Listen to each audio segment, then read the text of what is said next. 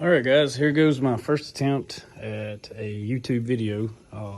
Had some guys on different forums and Discord channels want me to put this up after I got it up and going. But anyway, what you're looking at is a Sega p-ras, allsnet p-ras multi 3. You can look the cabinets up. They just really started dropping these in the States. I think KC and 2 or 3 others are the only ones really bringing them in right now. You know, prices all over. KC had the best price for me, and for those of you that KC is out on the West Coast, I think it's LA Amusement is his place. But anyway, a little language barrier with KC, but overall, I mean, he's, despite what you may read about him, he's been a man of his word as far as I'm concerned. Moving on. So the unit has the factory alls PC in it. Has a 1070 NVIDIA video card. Let me go ahead and cut it on. Everything on here is stock. The only thing I have changed out is the 2 hard drives. It has a USB port, multi-port in the back. For right now, I've just got one stuck in behind the coin door there. I'll eventually run everything back to that other one. I've got to get me some locks for it. But it's running the factory out I/O board, the whole 9 yards. All the controls are the factory. There's no Brooks boards or nothing in here. So I'm letting it boot up. I'm using retrobeast hard drive from kriscoolmod.com. I know some guys have got, you know, issues with buying ready-made drives, but for this project, that's what I wanted, and that's what I got.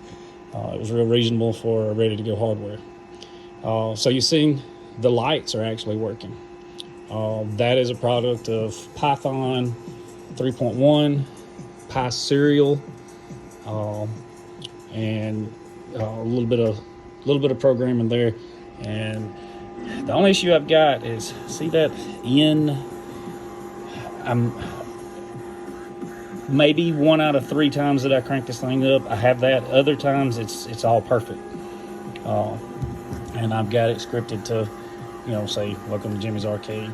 But anyhow, it does have a factory touch screen. You can see I'm using X output for the I/O control board to change it over, because all of Chris's stuff is set up for X inputs, and this thing out of the box, it does not play well with X input.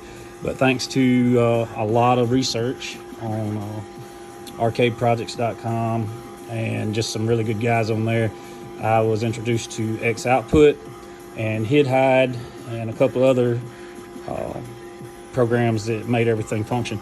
But anyway, like I said, it does have a touch screen. You can see the retrobeast is running here.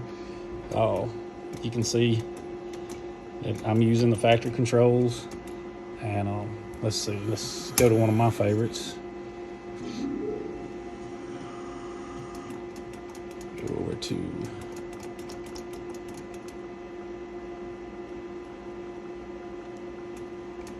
I clicked on the wrong one. So you got to see a lot of what he's got, but basically this is all set up now running like an Xbox controller. I meant to go over one.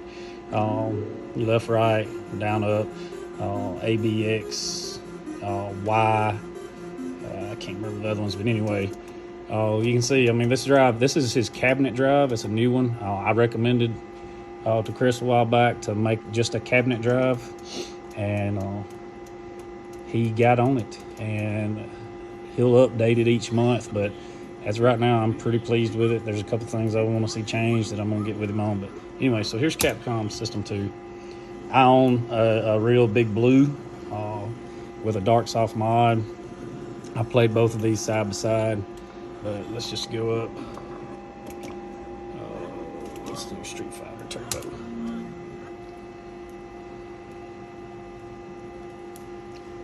So that is just a lit marquee. It is super bright. I'm working on getting some artwork put up there. It would be really cool to swap that out with a actual screen, and maybe to mirror this screen. But you can see all of this is set up with the bezels and stuff, and it has, you know, the scan lines and everything put in it. You know, it looks real good considering that's a 1080p touchscreen monitor. But part of that X output, you're able to do all of these switches. So there's your coins. Let me turn it up here.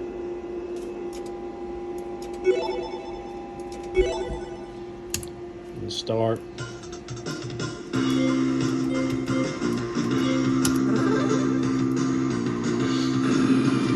So it'll be interesting trying to play one-handed. Round one, fight.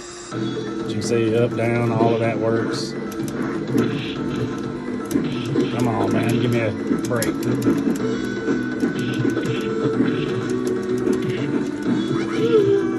So anyway, one-handed just doesn't work quite well. But, you can see I hit the test, and of course this is running in MAME, so it gave me, you know, a save state position, and then you can do a load state position. But that's pretty much that. The only thing that I've got to do, and because of this is on MAME, is I'm going to wire me up a little small keyboard encoder, or I may even just do a wireless keyboard. Because in a lot of these games you've got to use the escape button. Right now this home button is programmed for the home button on the Xbox controller, and that doesn't work. But luckily this thing has a USB gamepad controller that works, and I can plug a keyboard up and come out of it as needed. So you know, that helps a lot.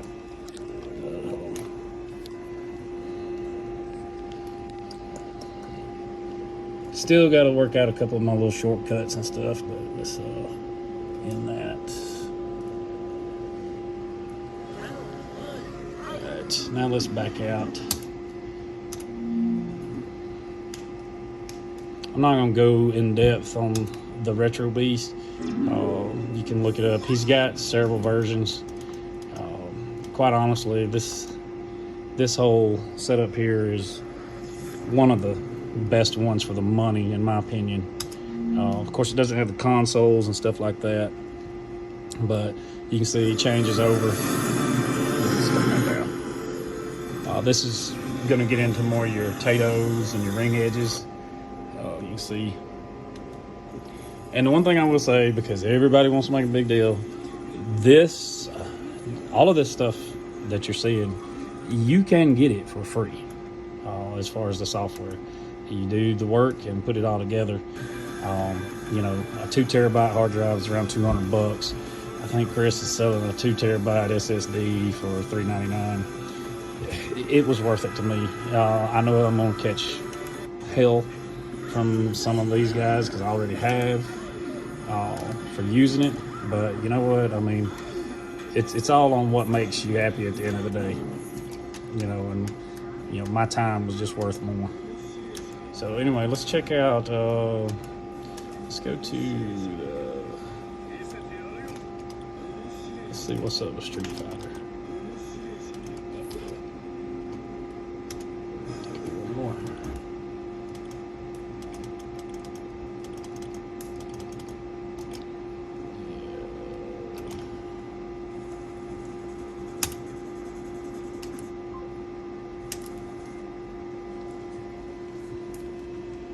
And he has a lot of stuff that he adds to his program. I mean, it's got all your Windows programs, and it's got the rain meter, the Next cams, and a lot of stuff that you'll use. But you'll see now, and I mean, I own a TX2, TX3, and a TX4, and I own a couple of the Ring Edge 1 and 2s. But this thing's booting up just like it should. You can see it come up, and again.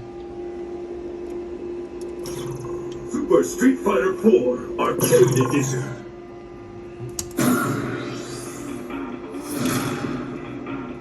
Arcade mode. Just showing it's not on mine. On a global scale. Let's make it to the top. Each phase, but not knockout.